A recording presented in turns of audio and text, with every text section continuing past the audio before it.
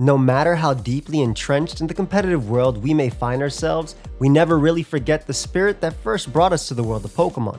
Sure, nowadays we might be all about optimizing our EV spreads to avoid 2-hit KOs after Stealth Rock and all that jazz, but in our hearts there's still that original debate over which of Venusaur, Charizard, or Blastoise is the coolest. So, in this video we're combining the two ideas. Game Freak generally treats the starter Pokemon pretty well, competitively speaking. Some favor more than others, of course. And so today we're going to be ranking which of the first partner Pokemon nobody could accuse Game Freak of favoritism towards. Now, though we are looking at the worst starter Pokemon, remember most of them are not outright bad, or really even bad at all. They're quite good. We're just looking at them relative to the other starters. Not everything can be Charizard and Greninja, but sometimes it feels like the ball was run a little too far in the other direction, and that's what we're exploring here. This ranking of 5 Pokemon is from the so-called best or quote-unquote least bad all the way down to the worst. So number 5 is the best of the bunch and number 1 is the worst. Number 5, Delphox.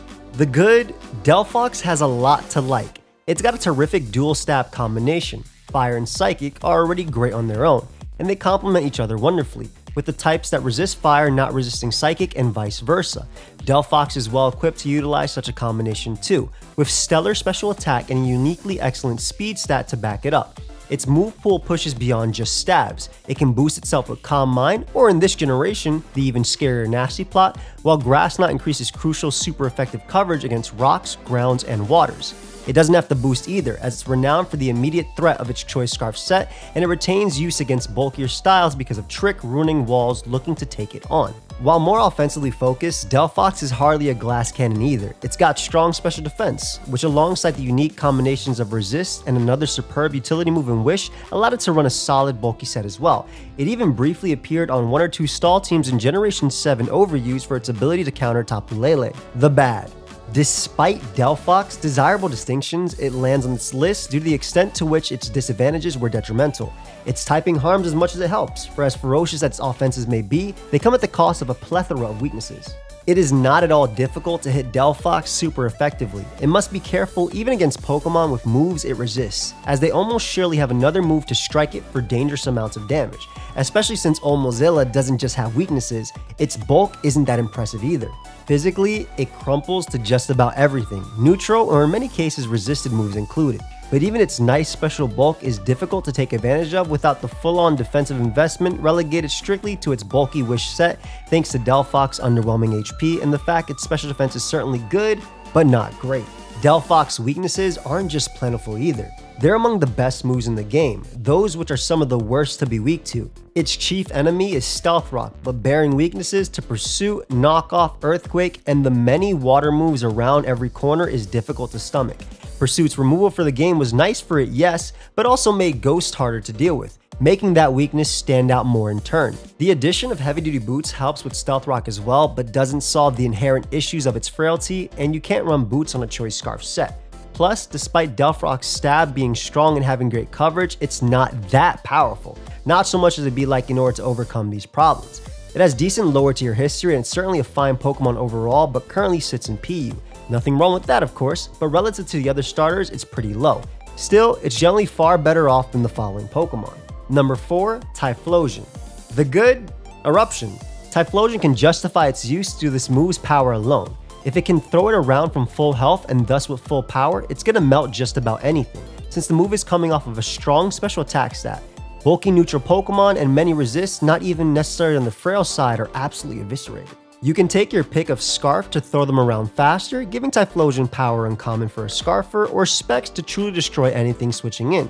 Since Typhlosion packs a solid base 100 speed stat, it's going to get the jump on plenty without Scarf's help, or Charcoal for the boost while being able to drop a check with a coverage move, or, more recently, Heavy Duty Boots to ensure Stealth Rock isn't ruining your Eruption's power. Typhlosion is one of the lower tier wall breakers most rife with explosive potential. The bad. Much the same as Delphox, except Typhlosion's got it worse, since it lacks the Fox's solid special defense and doesn't even have the extra resist of a secondary typing to get it on the field more easily. Getting Typhlosion on the field is nightmarishly difficult in general. Not only is it incredibly poor at taking hits, any hits it takes, even something as weak as Rapid Spin, is going to cut into the power of the Eruption, which gives it almost all its viability. Its primary reason to be used over other fires like common competitors Magmortar and fellow starter Charizard. Typhlosion is basically an eruption machine, and there's nothing wrong with that, as it's very good at it, but it's very one note, and limited in how often and how well it can play that note. Hisuian Typhlosion has more flair to its game, packing both extra power and added ghost typing for a superb secondary stab, as well as valuable immunities to fighting and rapid spin. However, despite being effective Chandler cosplay, particularly thanks to its unique spin of the superb tool that is the burn-inducing hex variation, Infernal Parade, Hisuian Typhlosion is ultimately flawed for the same reason as a similarly lower tier Chandler itself. Once again, superb stab combination, some interesting defensive possibilities, but overall just too badly hindered by very low bulk alongside an absolute ton of common weaknesses. And despite being quite strong and fast, it's not strong or fast enough to overcome these issues. A fine lower tier Pokemon for sure, but equally certain are its flaws. Number 3, Decidueye. The good? Both Alolan and Hisuian Decidueye have great dual typings in Grass Ghost and Grass Fighting respectively, offering them serious potential both offensively and defensively, especially with their solid move pools consisting of not just good stabs, including priority, but other staples like Defog, U-Turn, Swords Dance, Knockoff, Roost, and some seriously intriguing signature moves. Alolan Decidueye Spirit Shackle prevents the opponent from switching out, guaranteeing they won't be able to pull any double switches on you the next turn, thus making it the perfect counter to the agency playstyle. Meanwhile, Hisuian Decidueye's Triple Arrows is frankly a ridiculous move. Not only is it 90 base power stab from a strong base attack stat, it has a high crit rate, a 50% chance to lower the opponent's defense, and a 30% chance to flinch, and with Scrappy as its ability, forget blocking it with a ghost type. Let's move past it quickly before we start thinking about how Game Freak may one day deem such an attack fit for Jirachi. Anyway, both forms are also pretty well off in base stat department, so how are they worse than Delphox and Typhlosion? The bad. While both forms have good typing, offsetting their weaknesses with laundry list of useful resists and good stats, the problem is that, given how far the game has been power crept, their stats are not good enough to keep up with the competition. If you took either form and put them in the earlier generation, they would have been quite impressive. Now, they're certainly still solid, but also serially underwhelming, one way or another. They're decently tanky, but not enough to be all-out walls. They hit hard, but not enough to drop everything in sight. Those flaws would be more forgivable if they were faster, but perhaps their greatest drawback is that Alolan Decidueye's speed is mediocre at best, which is being generous too, while Hisuian Decidueye is just flat out slow no matter how you spin it.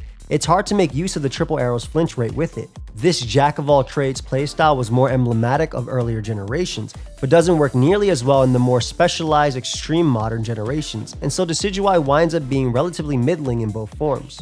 Number 2, Samurai. The good. Samurai can hit well on both sides of the attacking spectrum, lending it a great deal of versatility in going special, physical, or mix. Its move pool is especially excellent. It's a physical water type with not just Aqua Jet's superb priority, but Megahorn's ability to rip apart grass types. It can even mess with defensive teams further through taunt shutting down recovery. It's not the fastest, but it's got a speed stat that lets it get the job done against the slower squads it's meant to take on. Furthermore, it's got very solid natural bulk for such an offensively focused Pokemon. The bad? Samurai just doesn't do enough on either side of the spectrum. After its debut generation, where it was a solid NU Pokemon, it's been all downhill. It doesn't hit hard enough, its speed really is underwhelming, and it certainly isn't bulky enough to compensate for either of those things. Its move pool, while nice, isn't exactly doing the kind of heavy lifting it requires for anything more either. It's the definition of middling. It's got too many obviously good traits to be outright bad, and it has its moments, but it struggles to pull off anything really meaningful with any sort of consistency because it falls quite close to generic water type syndrome quite often. It's okay enough and of itself, but definitely warrants this low placement because boy is Samurai bland sometimes. Of course, this is Unnovan Samurai only. Hisuian Samurai is obviously absolutely excellent and would be a strong contender for a video with the opposite concept of this one. We've got some dishonorable mentions before we hit number 1. First, Emboar. A decent Pokemon, yet not just the worst of the firefighting types, but among the lower end of the starters as a whole because its speed, typing, and bulk simply don't let it be as consistent as it like. Still, its stunning power gives it serious usage and viability sufficient to keep itself off. Number 2, we originally had Inteleon on this list before giving it to Samurai. It's crazy because nowadays the game is so power crept and Inteleon is regularly showing up in PU and NU, but if it had been introduced earlier on, it would have been among the scariest threats around. Today, it's still potentially fierce, but also verges on the bland side with its pure water attacking style, though its high special attack and speed has kept it off this list. Number 1, Meganium. The good? Let's just come right out and say it. There is a chasmic gap between Meganium and every other starter. Even the number 2 choice here, Samurai, is miles ahead of Meganium. The other starters all actually get used, because even the relatively worse off ones have plenty of valuable traits. Meganium on the other hand has almost nothing. Yes, it has some good qualities, pure grass typing is good, its bulk is solid, leech seed is a great move. The bad? The problem is that these traits haven't been nearly enough in decades. At this point, even Meganium's bulk, which was its main calling card, isn't particularly impressive anymore either. It's not outright bad, but stonewalling things it certainly isn't. Even if it does find something it could take on decently, it's not going to do anything in return. It's decidedly passive, completely unthreatening. The utility it brings its team is nearly nil. This isn't even a relative to everything else thing either. Meganium is sadly just outright terrible. Here's a fun fact for you to chew on. Meganium has been untiered more times than Blaziken has been Ubered. Yeah, nothing else in the starter canon comes close to such a so-called achievement. At least it now learns Encore, so someone can clap for it. Of course, this list is fairly subjective, other than Meganium, who is far and away the correct objective choice for number 1.